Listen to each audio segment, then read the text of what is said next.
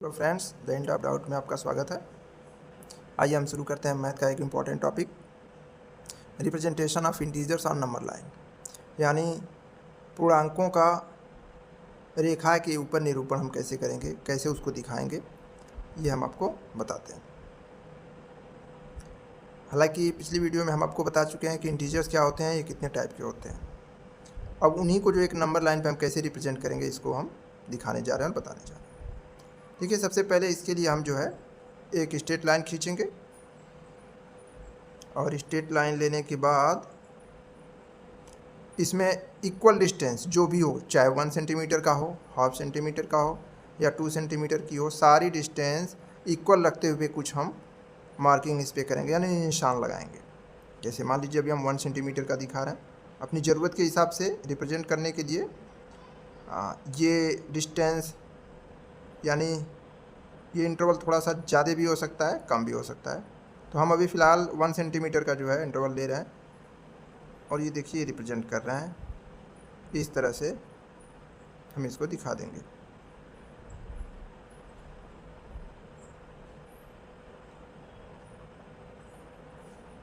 जैसा कि आप ऊपर ये देख भी रहे हैं, यहाँ देखिए, और यहाँ हम बताने की, समझाने की कोशिश खुद बना के करने के लिए भी कर रहे हैं।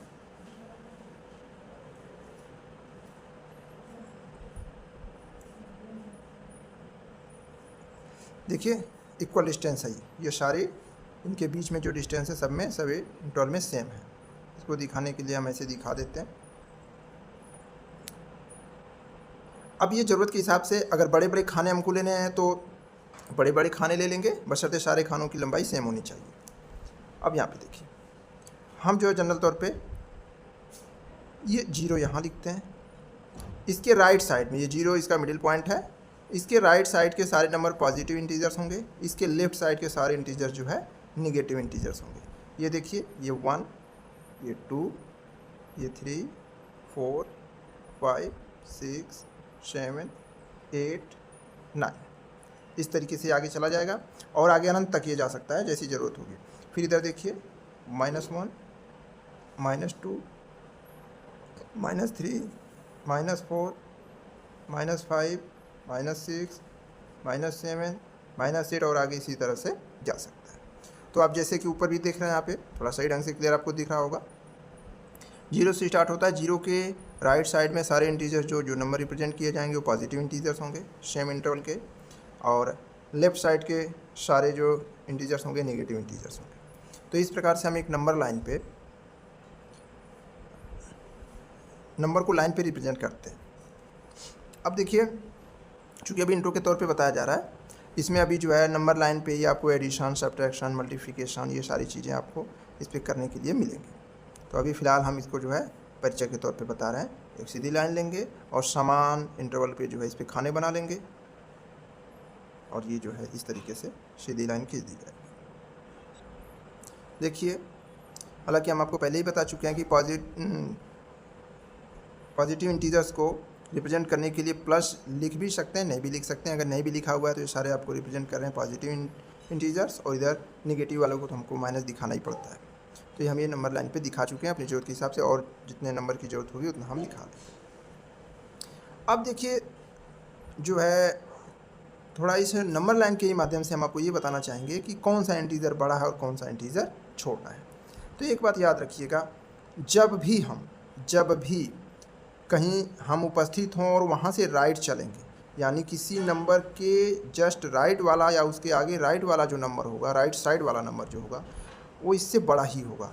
जैसे अगर इधर से हम इधर को इस तरह से चल रहे हैं, कहीं से भी शुरू करें, तो इसके कंपेयर में इधर के सारे नंबर बड़े होते चले जाएंगे। अभी देखिए और ज़्यादा क्लियर होगा। जैसे हम मान लीजिए 4 के पास हैं, 4 से राइट साइड चाहे जहाँ चले जाएँ, इधर चाहे 5 पे आ जाएँ, 6 पे आ जाएँ, 7 पे आ जाएँ, 8 पे आ जाएँ, 9 पे, 10 पे, 11 पे, और जहाँ भी, तो ये सारे नंबर 4 से बड़े होते चले जाएंगे। यही काम हम यहाँ से अगर 0 पे भी हम कह दें तो 0 से बड़ा 1 है, 1 से बड़ा 2, 2 से बड़ा 3, 3 से बड़ा 4, और इस तरह से ये हो जाएगा। और पीछे आ जाइए, अगर हम कहें -3 से बड़ा -2, -2 से बड़ा -1, -1 से बड़ा 0, 0 से बड़ा 1, और इस तरह से 1 से बड़ा 2 और 2 से बड़ा 3। तो आप ये देख रहे हैं कि जब भी किसी नंबर के दाहिने तरफ हम किसी नंबर का कंपेयर करते हैं तो वो नंबर दाहिने तरफ वाले नंबर अपने बाएं तरफ वाले नंबर से या डिजिट से भी कहें तो बाएं तरफ वाली डिजिट से वो बड़ी होती है। नंबर कहाँ है या इंटीजर्स भी कह लें, लेफ्ट साइड की जो इंटीजर है राइट साइड वाले इंटीजर से छोटी है, या राइट साइड वाले इंटीजर लेफ्ट साइड वाले इंटीजर से बड़ी है। तो इस तरह से बड़ी आसानी से हम पहचान लेंगे। जैसे देखिए 5 जो है ये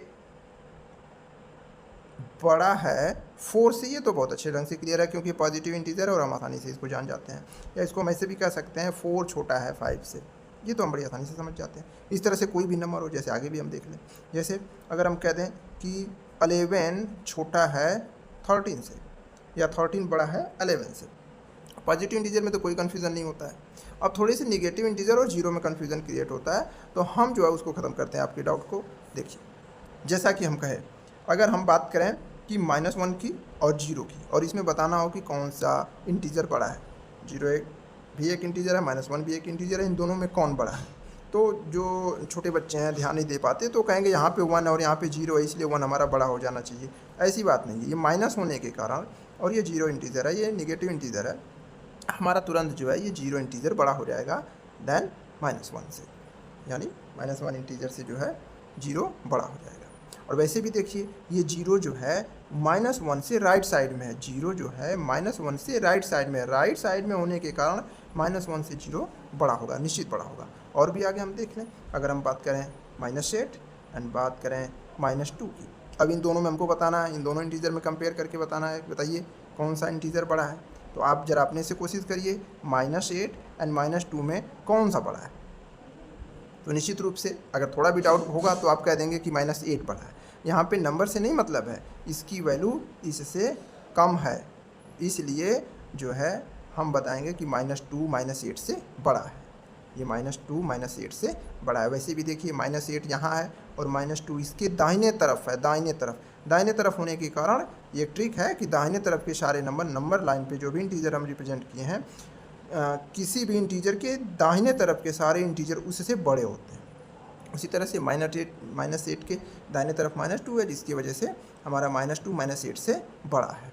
अब देखिए थोड़ा सा और अभ्यास हम करते हैं। अगर आपसे कोई कह दे -200 और -1 में कौन बड़ा है, तो देखिए -200 और -1 में -1 -200 से बड़ा है, वैल्यू में बड़ा है। हम जैसे जैसे बाएं तरफ होते जाएंगे वो वैल्यू छोटी होती जाती है, वो इंटीजर या वो नंबर छोटा होता चला जाता है। अगर इस नंबर लाइन पे हम बात करें तो इस तरह से हम बड़ी आसानी से पहचान जाते हैं कि जो है इंटीजर्स में कौन छोटा है और कौन बड़ा है।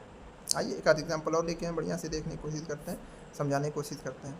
चलिए, अगर आपसे कोई ये कहे कि बताइए -11 और -15 में कौन बड़ा है, थोड़ा दूसरे तरीके से हम समझाने की कोशिश करेंगे। जैसे माइनस को यहाँ पे हम अगर कर्ज से, यानी माइनस का मतलब जैसे घाटा होता है ना, माइनस में चले गए, तो घाटे से अगर हम कोरिलेट करें या कर्ज से कोरिलेट करें, तो देखिए अगर किसी के पास -11 यानी 11 रुपये का कर्ज है और किसी व्यक्ति के पास 15 रुपये का कर्ज है, ये देखिए 11 रुपये का कर्ज है, अगर हम माइनस को कर्ज से रिलेटिव करें तो ये किसी के व्यक्ति के ऊपर अगर 11 रुपये का कर्ज है और किसी व्यक्ति के ऊपर -15 रुपये का कर्ज है, तो बड़ा इसमें से कौन होगा। इसका कर्ज ज़्यादा है तो जिसके ऊपर ज़्यादा कर्ज रहेगा वो ज़्यादा गरीब हो जाएगा, जिसके पास कम कर्ज रहेगा वो कम गरीब होगा। तो इन दोनों के कंपेयर में ये -11 यानी जिसके पास 11 रुपये का कर्ज है वह इससे अमीर है, और अगर कहीं कोई मान लीजिए किसी के पास एक भी पैसे का कर्ज नहीं है, अगर यहीं पे हम बात करें कि एक व्यक्ति ऐसा भी है जिसके पास जिसके पास कोई भी कर्ज नहीं है, तो उस कंडीशन में हम क्या करेंगे। देखिए अब ये -11 रुपये का उसके पास कर्ज था, इसके पास एक भी पैसे का कर्ज नहीं है, तो ये जब एक भी पैसे का नहीं कर्ज है तो इससे तो ये बड़ा ही हो गया, इस तरीके से हम ये क्लियर करेंगे कि जो है माइनस साइन होने पर भी कौन सी नंबर छोटी है और कौन सी नंबर बड़ी है। ये देखिए थोड़ा सा एक चीज़ और देखिए, अगर हम एकदम शॉर्ट ट्रिक इस पर अपना लें तो देखिए कोई भी नंबर लिख गई है, जैसे 567 है और इधर 928, ये दो नंबर रेंडम ली गई हैं, तो अगर दोनों पॉजिटिव इंटीजर के तौर पे हैं यानी पॉजिटिव नंबर है, अगर इसमें हमको बताना है कि बताइए कौन सी छोटी है कौन सी बड़ी है, हम तो ऐसे ही अभी इसके बारे में भी हम कंपेरिजन ऑफ नंबर्स को हम आपको अच्छे ढंग से बताएंगे, लेकिन अभी फिलहाल देखिए ये 567 है और ये 928 है, दोनों पॉजिटिव हैं। तो बस सीधे तौर पे जो नंबर बड़ी है वो बड़ी है।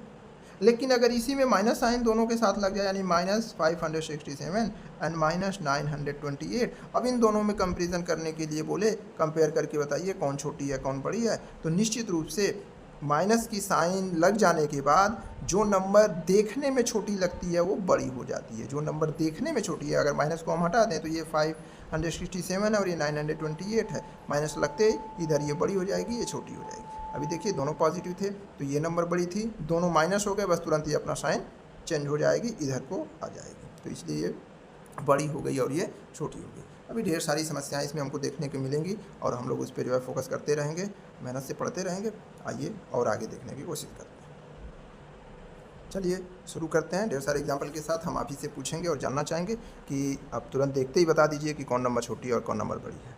अच्छा, उससे पहले थोड़ा सा एक चीज़ जान लीजिए कि अगर यहाँ पे हमको साइन दी गई है, जैसे कि कहीं कहीं लिखने को आ जाता है कि यूज करिए इसे या इक्वल को या इक्वल नॉट को या ऐसे समथिंग है।